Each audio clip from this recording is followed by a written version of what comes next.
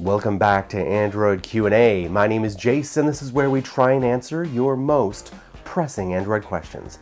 Like, Santa, yeah, the big guy's coming to a chimney near you in the next 2 months.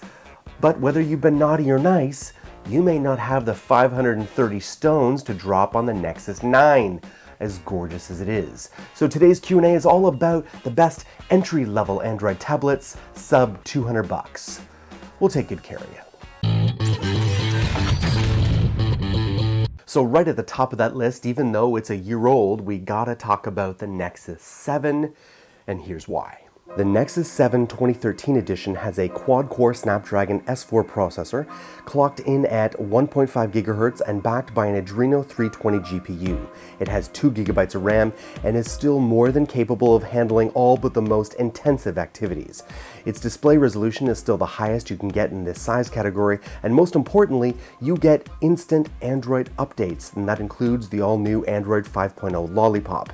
This is why the Nexus 7 2013 edition opens up at the best of our cheap Android tablet list. The other thing to note about the Nexus 7 is that now that the Nexus 9 has come out, we expect that the Nexus 7 2013 edition will be dropped in price. Watch out for that. Now, if you're looking for decent build quality at an affordable price, you may want to consider the LG G Pad 7.0. The LG G Pad 7.0 is a great example of a budget-friendly device offering a solid feel and build quality. While made entirely of plastic, it has a matte finish, which is less prone to fingertips. Not only is the G Pad very sturdy, it's also light overall. In the specifications department, you get a processing package that is becoming increasingly common with the current crop of mid-range devices. As we see from similar devices, the performance is actually quite good. This LG G Pad sports a 7-inch IPS LCD display with 1280x800 resolution with 216 ppi. It has a 1.2 GHz quad-core Qualcomm Snapdragon 400 processor with an Adreno 305 GPU. It has 1 GB of RAM, 8 GB of storage, but that storage is expandable. It has a 3.15 megapixel rear-facing camera and a 1.3 megapixel front-facing camera, and it sports a 4000 mAh battery. Now, when we're talking mid-range Android tablets, we gotta talk about the Samsung Galaxy Tab 4 7.0. Samsung's signature design language makes a return here along with TouchWiz and its key features, such as Smart Stay and multi-window.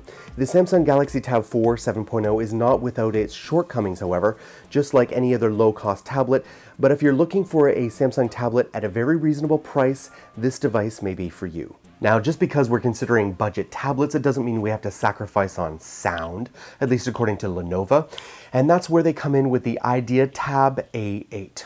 What makes this tablet stand out is the availability of front-facing speakers powered by Dolby Digital, offering some great sound, whether you're listening through your headphones or the speakers themselves. While the specifications are quite standard fare across the board, it has a near stock Android 4.4 KitKat, allowing for smooth and snappy software experiences. There's a lot of things that this tablet does pretty well, and even if it does have its flaws, at the end of the day, the Idea Tab A8 is very competitively priced. It sports an 8-inch IPS LCD display with 1280x800 resolution with only 189 ppi. It has a 1.3 GHz quad-core MediaTek processor, 1 GB of RAM, 8 or 16 gigabytes of internal storage that is expandable. It has a 5 megapixel rear-facing camera and a 2 megapixel front-facing camera. And of course, it has the 4200 mAh battery. All right, thanks for watching, Android Army. My name is Jace, and I would love to connect with you right here on Google Plus or Twitter. But I have a gift for you today. That's right, I have inbox invites. You know, Google's inbox I talked about last week that looks really cool. Well, I have 3 more invites. I ran out, I gave them all away, but Google's given me 3 more, and I want to give them to you, but I need your help.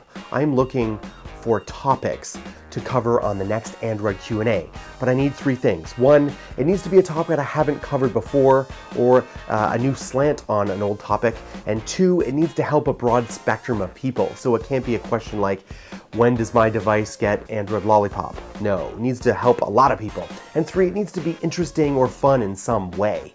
If you can put that in the comments below, I will choose the top 3 suggestions that I like, and I will give you Google Inbox invites. Yeah, in the next 72 hours.